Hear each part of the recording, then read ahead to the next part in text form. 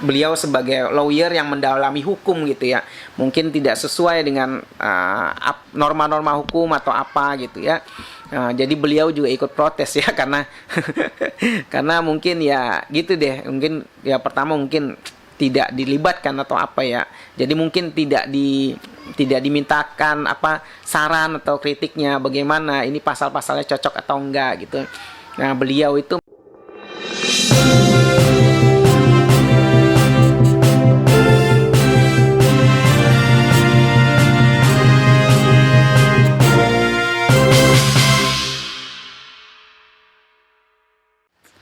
baik, assalamualaikum warahmatullahi wabarakatuh guys. Kembali lagi bersama saya, orang lembur dari negeri antah berantah ya.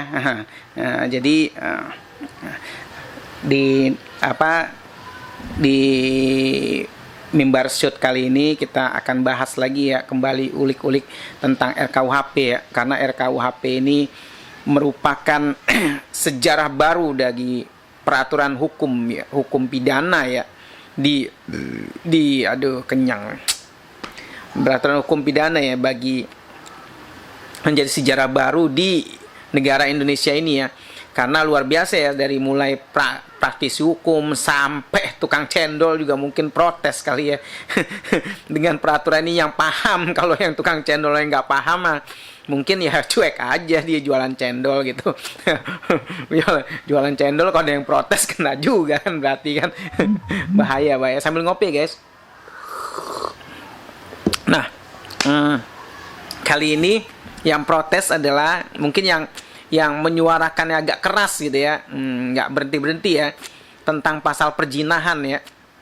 Nah, pasal perzinahan ini kalau dalam hukum Islam tegas dan jelas ya, tapi bagi yang paham ya, kalau yang nggak paham mungkin mengerikan kan mereka ya, oh kok sampai kayak begitu, iya bahaya gitu kan, ngeri gitu kan. Kalau yang takut-takut sama hukum Islam itu biasanya patut diduga koruptor gitu kan, mungkin bisa habis itu tangannya maling sekali itu kan, apalagi yang maling bansos gitu kan. Bansos saja korupsi itu gimana motong tangannya itu kalau dalam hukum Islam gitu mungkin ya. Kalau di sini mah potong tahanan aman ya. Baik, di sini ada dari mana dulu nih ya.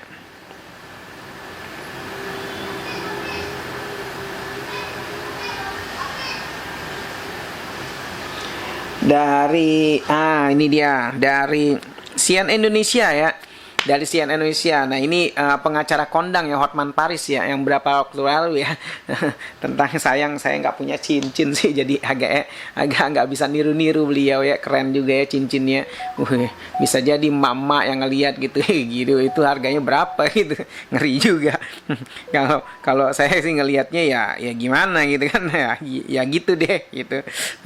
Nah ini jadi di dalam CNN Indonesia ini beritanya, Hotman Paris maksudnya, Hotman kritik hukuman mati di KUHP bisa jadi lahan basah kepala lapas ya. Ya beberapa waktu lalu ada video ya, beliau mengatakan mungkin ingin mencalonkan diri ya menjadi kepala lapas ya. Iya. Nah dari CNN Indonesia ya, ini pengacara Hotman Paris Hutapea mengkritik aturan terbaru terkait penerapan hukuman mati yang dimuat dalam Kitab Undang-Undang Hukum Pidana KUHP terbaru. Hotman menilai aturan terkait hukuman mati yang diatur dalam pasal 100 KUHP tidak masuk akal lantaran mengatur soal masa percobaan hukuman penjara 10 tahun bagi para terpidana. Menurutnya hal itu bisa menjadi celah permainan bisnis bagi para kepala lapas penjara di berbagai wilayah Indonesia. Pasalnya dengan surat rekomendasi dari Kalapas, terpidana mati dapat dianulir hukuman pidananya ya. Kalapas yang akan mengeluarkan surat berkelakuan baik bakal menjadi tempat yang sangat basah ya, ujarnya dalam konferensi pers di Jakarta Utara Sabtu 10 Desember. Siapapun yang tidak mau berapapun daripada ditembak hukuman mati, kata. Siapapun yang tidak mau berapapun daripada ditembak hukuman mati ya. Diketahui pasal 100 KUHP berbunyi, hakim menjatuhkan pidana mati dengan masa percobaan selama 10 tahun. Dengan memperhatikan A, rasa penyelesaian terdakwa dan ada harapan untuk memperbaiki diri. Atau B, peran terdakwa dalam tindak pidana ya. Ada perannya seberapa besar gitu ya. Dalam KUHP juga disebutkan surat kelakuan baik merupakan tanggung jawab kepala lapas penjara. Kalau dapat surat kelakuan baiknya harganya sekian gitu, mungkin bisa lunas hutang negara. Keren. Hotman menyindir apabila peraturan seperti ini tidak ada revisi, nantinya akan ada banyak orang yang bakal berebut untuk menjabat sebagai kepala lapas penjara. Hotman heran mengapa pasal 100 di RKUHP terkait hukuman mati mengatur soal masa percobaan ya. Jadi ini sangat membahayakan masyarakat, ujarnya. RKUHP resmi disahkan menjadi undang-undang dalam rapat paripurna DPR di tengah berbagai protes dari masyarakat. Ya, kalau masyarakat itu banyak yang protes tetap disahkan, nah itu kira-kira apa itu ya? Ya silahkan masyarakat menilai sendiri itu apaan gitu. Ya saya juga kan sebagai orang yang bacain berita juga nggak bisa apa tuh namanya tidak bisa menentukan apa maksudnya gitu. Berat. Pengesahan RKUHP sebelumnya sempat tertunda pada 2019. Sejak awal RKUHP dinilai banyak memuat pasal bermasalah yang mengancam kebebasan demokrasi dan masyarakat sipil.